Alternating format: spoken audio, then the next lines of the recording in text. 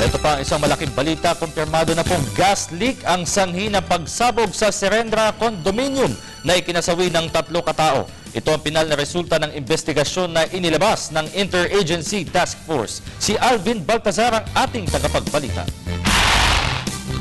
In view of all of the foregoing, the blast was consistent of gas explosion, most likely LPG. Ito ang naging findings ng Interagency Task Force matapos ang isang linggong ginawang pagsisiyasat sa malagim na pagsabog na nangyari sa Unit 501 ng Serendra 2 sa Taguig City noong nakaraang Biyernes, Mayo at 31 na ikinasawi ng 3 katao at pagkasugat ng iba pa kabilang na umuokupa sa nabanggit na condo unit na si Angelito San Juan. Ilang bagay ang ikinonsidera ng task force na posibleng pinagmula ng pagsabog, ngunit sa mga nakalap na ebidensya ng mga otoridad, sadyang lumutang ang anggulo ng gas explosion dahil sa liquefied petroleum gas. There was no reported lightning at the time. Liquid hydrocarbons, gasoline, diesel, kerosene, for example, avgas, would require a container. Diba? Hindi naman na magkakaroon ng gasolina dyan o kerosene dyan. May paglalagyan itong mga bagay na ito. Given the magnitude of the explosion, it would have to be a large container para magkaroon ng large volume nitong liquid hydrocarbons na ito. There were no indications of such a container on site. Pangalawa, wala ring record na inakyat mga containers o kung ano man doon sa unit na yun.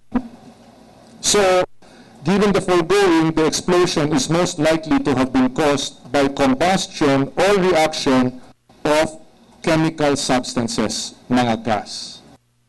Sa pagsisimula pa lamang ng presentasyon, agad nang isinaisang tabi ang anggulo ng bomb explosion. Ayon sa kalihim, negatibo sa anumang bomb residue ang Unit 501 ng Serendra, pati na ang buong gusali ng nasabing condo building. Dumaan sa ilang stage ng proseso ang sinagawang pagdedetermina patungkol sa posibilidad na ang insidente ay sanhi ng bomba na kung saan ito'y pinagtulong-tulungan ng NCRPO, Bureau of Fire and Protection, NBI, SOCO at siyam na K9.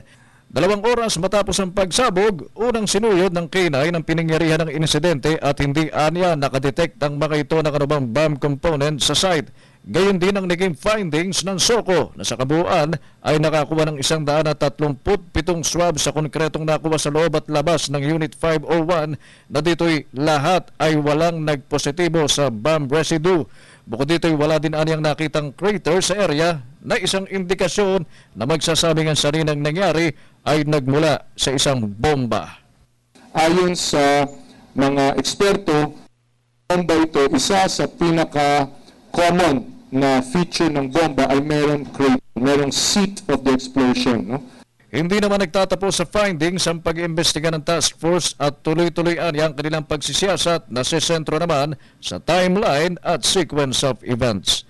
Para sa Telebisyon ng Bayan, Alvin Baltazar.